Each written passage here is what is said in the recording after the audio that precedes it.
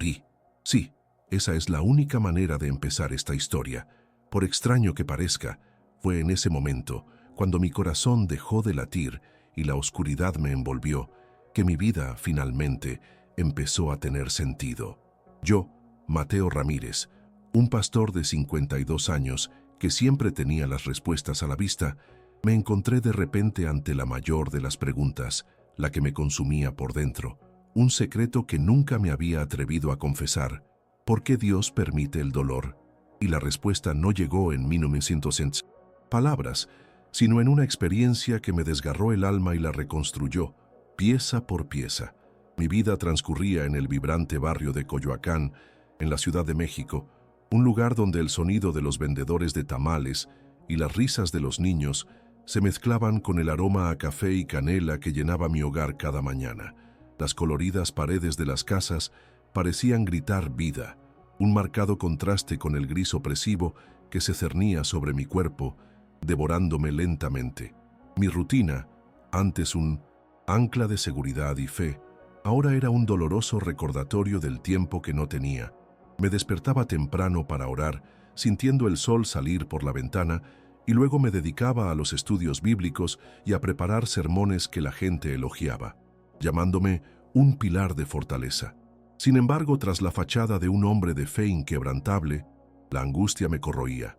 El diagnóstico de cáncer terminal me enfrentó a una realidad brutal, y mi fe, que creía inquebrantable, comenzó a desmoronarse. Paloma, dolor no era solo físico, sino una tortura existencial. ¿Cómo podía sufrir tan cruelmente un hombre que dedicó cada segundo de su vida a Dios, que nunca abandonó a su rebaño? Mi orgullo, el miedo a ser visto como un pastor débil, me impedía verbalizar esta pregunta a mi esposa Ana, ni a ninguno de mis fieles. El dolor en silencio se convirtió en mi único e inseparable compañero. El aire, a veces cargado de contaminación urbana, otras veces ligero y perfumado con las flores de Coyoacán, me recordaba la fragilidad de la vida, y la tristeza en los ojos de Ana, mi refugio, era mi mayor dolor. Cada mirada suya era un puñal, un recordatorio de lo que estábamos a punto de perder.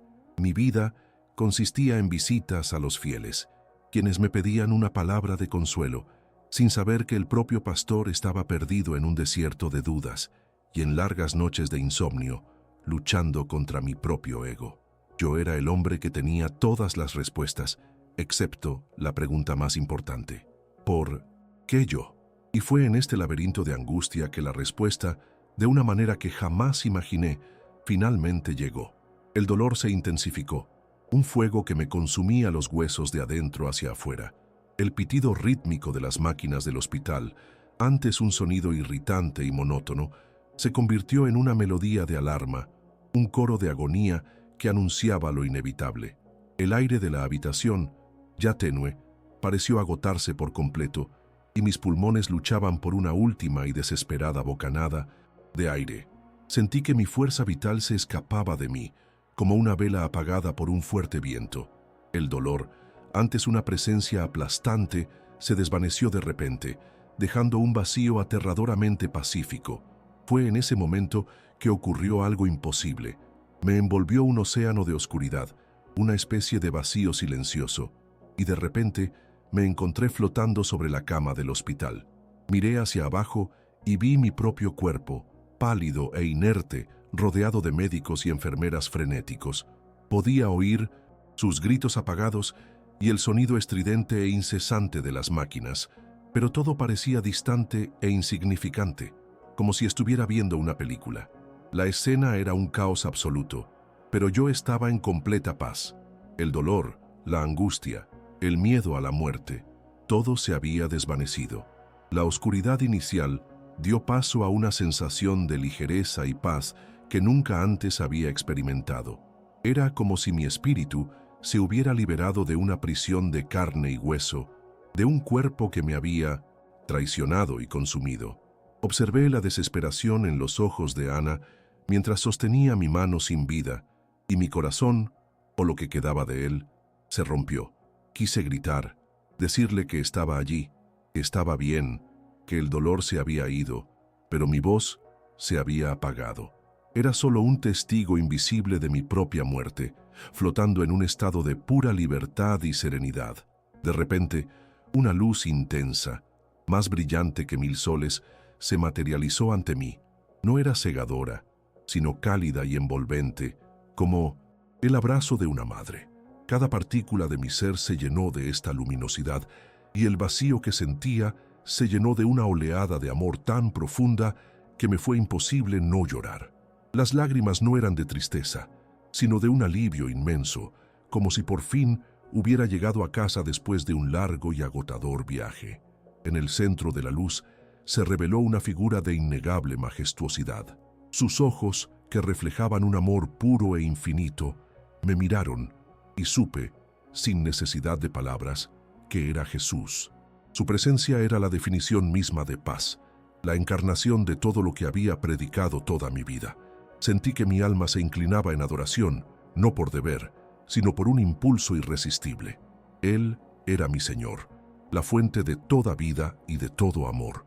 La voz que oí era inaudible, pero resonó directamente en mi alma, serena e inquebrantable, como el eco de una verdad ancestral. «Mateo», dijo la voz, «¿por qué dudas?». La pregunta, tan simple, me impactó como un rayo. En ese instante, afloraron toda mi angustia y mis miedos, mi orgullo, mis preguntas silenciosas, mi lucha contra el dolor. Él lo sabía todo, y en lugar de condenarme, me miró con infinita ternura, como un padre que comprende el corazón de un hijo perdido. Me mostró que mi duda no era señal de debilidad, sino un clamor del alma, una búsqueda desesperada de respuestas que mi intelecto no podía proporcionar. Fue un momento de total vulnerabilidad en el que toda mi vida, mi carrera, mis creencias, quedaron expuestas a la luz de la verdad. Ya no era el pastor que tenía todas las respuestas, sino simplemente un hombre, un hijo que necesitaba ayuda. Esa mirada y esa voz me despojaron de todas mis máscaras. El primer mensaje fue este, que él me conocía y que mi dolor no le era invisible. Sentí que mi vergüenza se desvanecía, dando paso a una confianza plena. Me entregué a él. El pastor se convirtió en la oveja perdida, el sabio en el necio. Estaba listo para escuchar, para ser moldeado, para ser enseñado. Estaba listo para la verdad, por muy dolorosa que fuera. Su presencia me tranquilizó, me preparó, me fortaleció. Entonces la voz me dijo que mi viaje no había terminado, que estaba allí no solo para ser rescatado, sino para ser enviado de regreso. Fue como si mi muerte fuera solo una pausa, una sala de espera para una misión mucho mayor. Me informaron que la respuesta a mi pregunta no se daría en palabras, sino en una visión, una enseñanza que debía llevar a todos los que sufren. Fue en ese momento, con mi alma en completa paz, que comenzó la preparación para mi regreso. Fue entonces cuando me di cuenta de que esa experiencia no se trataba solo de mí. Estaba viviendo algo que necesitaba ser compartido, una historia que podría ayudar a otros a encontrar su camino. Y en ese momento, supe que cada vez que compartiera esta historia, estaría honrando la segunda oportunidad que me habían dado. Estoy muy agradecida por cada persona que se suscribe y ayuda a que este mensaje llegue a más corazones, difundiendo la esperanza que recibí. Lo último que me dijeron antes de que comenzara la visión fue que el sufrimiento, que tanto había maldecido, era en realidad la mayor herramienta de Dios para la santificación, que el dolor es una invitación, no un castigo, y que mi misión sería ayudar a la gente a entender esto. La luz entonces se intensificó y me preparé para lo que vendría. Estaba listo para ver lo que Él quería mostrarme y para aceptar mi nuevo propósito. Y la visión comenzó a desplegarse ante mis ojos. La voz de Jesús resonó en mi alma y de repente la luz me transportó a una visión, como si la realidad se hubiera transformado en una gigantesca pantalla de cine. Miles de personas, como hormigas inquietas, corrían de un lado a otro. La prisa parecía sin propósito, un movimiento constante que no llevaba a ninguna parte. Y entonces la escena cambió, y el primer fotograma, la primera revelación, se desplegó ante mis ojos, dejándome una opresión en el pecho, una mezcla de tristeza y urgencia que me consumió por completo. Lo primero que vi fue una visión de cadenas digitales. Me transporté a habitaciones oscuras donde jóvenes, incluso aquí en México, yacían en sus camas, con la mirada fija en las pantallas de sus celulares que les iluminaban el rostro con una luz fría y artificial. Pero lo que más me impactó fue lo que vi en sus muñecas, delgados rayos de luz que emanaban de los dispositivos, drenando su energía vital y su alegría. Podía sentir el vacío que sentían, un hambre insaciable alimentada por distracciones fugaces y adictivas. La voz de Jesús me dijo que el 87% de los jóvenes de mi país sentían este vacío y que el dolor era la única manera de romper estas cadenas y buscar algo real. La segunda visión me llevó a una escena completamente distinta. La escena cambió a un vasto y árido paisaje desértico, donde multitudes caminaban penosamente bajo un sol abrasador, buscando agua para saciar la sed de sus almas. Caminaban con dificultad, exhaustos, buscando un alivio que parecía no llegar nunca. Y en el horizonte vi figuras sombrías, los vendedores de veneno, ofreciendo agua en pequeñas, bonitas y coloridas botellas, prometiendo alivio inmediato del dolor. La gente bebió y su sed regresó con mayor intensidad. El mensaje era claro. Muchos cristianos, cuando el dolor los golpea, en lugar de profundizar su fe y buscar la verdadera fuente, se dejan seducir por las soluciones rápidas y vacías del mundo. El desierto del alma, dijo la voz, es el lugar donde nos vemos obligados a elegir entre la distracción y la profundidad. Es donde se pone a prueba nuestro apego a las cosas de este mundo y donde nuestra fe puede fortalecerse o abandonarse. Comprendí que el dolor no es señal de la ausencia de Dios, sino una invitación a buscarlo con mayor intensidad y honestidad. Es en el desierto donde nos purificamos de todo lo superficial y nuestra dependencia de Dios se vuelve absoluta. Fue una visión poderosa que me hizo ver mi propia lucha desde una nueva perspectiva. Entonces la escena cambió de nuevo y me encontré ante un altar. Antes había sido sagrado, resplandeciente, cubierto de oro y piedras preciosas, pero ahora estaba cubierto de hollín, con marcas de fuego por todas partes. La visión me mostró que el sufrimiento, cuando se acepta, no es un castigo, sino un fuego purificador que consume nuestro ego, nuestras expectativas mundanas y todo lo superfluo, quemando todo lo superfluo para revelar una base inquebrantable de fe. Recordé las veces que mi orgullo me impidió pedir ayuda y las veces que deseé que el dolor desapareciera sin darme cuenta de que existía por alguna razón. La voz me dijo, el dolor, Mateo, es la forja donde se forja la verdadera fe. Y lloré. Lloré de arrepentimiento por haber dudado, por haber maldecido el sufrimiento enviado para purificarme. Comprendí que mi dolor, mi cáncer, no era un castigo, sino una herramienta, una oportunidad para que mi fe se hiciera real, inquebrantable. El fuego del sufrimiento no estaba allí para destruirme, sino para refinarme, para hacer de mí el hombre que Dios me llamó a ser. El altar era mi corazón y el fuego era el dolor. La visión entonces se volvió más íntima. Vi un reloj en llamas y la voz de Jesús me dijo que solo tenía 3 minutos y 45 segundos para marcar la diferencia. Comprendí que, para muchos, el tiempo se agota y que la urgencia del mensaje debe transmitirse ahora. La idolatría de la tecnología, la búsqueda de soluciones rápidas y el miedo al sufrimiento están alejando a la gente de Dios. La alarma que escuché en el hospital fue la alarma de mi alma, y ahora era la alarma de mi llamado. La visión era un mosaico de dolor y esperanza. Por un lado, el sufrimiento que consume y destruye, y por el otro, el sufrimiento que purifica y fortalece. El mensaje era el mismo para todos, para los jóvenes atrapados en las pantallas, para los cristianos seducidos por atajos, y para mí, el pastor que dudaba. Sufrimiento es la gran oportunidad, el gran camino hacia la santificación. Y ahora, sabiendo esto, ya no podía callar. Mi misión era clara, regresar y contar lo que vi. Y entonces comprendí el propósito de todo. Mi muerte, mi milagro, mi regreso, no se trataban de mí. Se trataban de todos. Mi dolor se convirtió en mi testimonio, mi sufrimiento en mi mensaje. La muerte me mostró la vida y la oscuridad me mostró la luz. Y por difícil que fuera, supe que necesitaba regresar.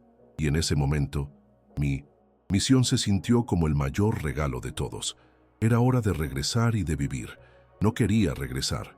La paz que me envolvía era abrumadora, y el amor que sentía en la presencia de Jesús era incomparable a todo lo que había experimentado en la tierra. Era como si mi alma respirara por primera vez el aire puro de un lugar que era su verdadero hogar. Pero la voz, serena e innegable, me ordenó: no tienes permiso para quedarte. Regresa y cuéntales lo que viste. Diles que el dolor es el camino a la libertad. La orden era clara y a la vez un desafío. Anhelaba la paz del paraíso, pero mi propósito ahora estaba en la tierra, en un mundo de caos y sufrimiento. La orden de regresar me llenó de una mezcla de pánico y determinación. Era como si me arrancaran de un cálido abrazo y me arrojaran de vuelta al campo de batalla. Pero la misión me consumía. La visión de las cadenas digitales, el desierto del alma, el altar quemado, no podía ignorar lo que se me mostraba. Sentía una inmensa responsabilidad. Mi dolor ya no se trataba de mí, sino de la oportunidad de ayudar a otros a encontrar la misma libertad que yo había encontrado en la muerte. Acepté la misión. Mi cuerpo, con todo su dolor e imperfección, era ahora el vehículo de un mensaje de esperanza. No sé cómo, pero de repente, el aire frío del hospital me invadió los pulmones y abrí los ojos. El sonido de las máquinas, que antes era una melodía lejana, se convirtió en una alarma estridente y fuerte. Miré a un lado y vi a Ana con la cara hinchada de tanto llorar, pero con una expresión de tal alivio que su luz parecía iluminar toda la habitación. Me abrazó y pude sentir el calor de su cuerpo, la textura de su ropa, su aroma. Era real. Había vuelto, pero ya no era el mismo Mateo. El médico, con expresión de asombro, entró en la habitación. Me dijo que llevaba 8 minutos y 37 segundos clínicamente muerto. Vi las gráficas en su portapapeles, números que parecían desafiar la lógica. El diagnóstico de cáncer, antes terminal, ahora mostraba signos de remisión. Era inexplicable, un milagro. La ciencia no podía explicar lo sucedido. Lo que veían los ojos humanos era un paciente que volvía a la vida. Pero lo que mi alma sabía era que había regresado con un propósito, con una misión y con la certeza de que me habían devuelto la vida con una segunda oportunidad. La visión que tuve cambió mi vida para siempre. Y el mensaje que traigo no es solo para pastores o personas de fe, es para todos, para el joven que se siente vacío, atrapado entre pantallas, para el adulto que busca atajos y soluciones rápidas, para los ancianos que sienten que su dolor ya no tiene sentido. Desconéctate de las distracciones que te frenan y deja de buscar soluciones rápidas a los problemas de la vida. Entiende que el dolor no es la ausencia de Dios, sino su presencia que purifica tu fe. Perdona a quien te lastimó, acepta el dolor y úsalo como un puente hacia la paz. El dolor del duelo, el dolor de la pérdida, el dolor del rechazo. No huyas de ellos, pues son la forja donde se forjará tu fe. Ve tu dolor como una oportunidad, una invitación a sumergirte en Dios, no con la expectativa de que el dolor desaparezca, sino con la certeza de que su presencia es suficiente para sostenerte. La fe no es la ausencia de dolor, sino la capacidad de superarlo con una esperanza inquebrantable. Mi experiencia me ha enseñado que la vida no se trata de evitar el sufrimiento, sino de aceptarlo con la esperanza de que nos acerque a Dios. Y mi oración es que al escuchar esta historia, comprendas que tu dolor tiene un propósito, un plan divino, y que, como yo, puedes encontrar la libertad en la aceptación. No puedo prometerte que tu dolor desaparecerá, pero sí te aseguro que tu fe puede volverse inquebrantable si permites que el fuego del sufrimiento la refine. Y por eso les comparto esta historia. Es una forma de mostrar mi gratitud, de honrar esta segunda oportunidad que me han dado. Me alegra mucho saber que, al suscribirme al canal, me ayudan a llevar este mensaje a más personas, a más corazones necesitados de esperanza, porque, en definitiva, es nuestra fe la que nos sostiene, no nuestro orgullo. Y recuerden, la vida en Cristo no es la ausencia de dolor, sino la capacidad de afrontarlo con una esperanza inquebrantable.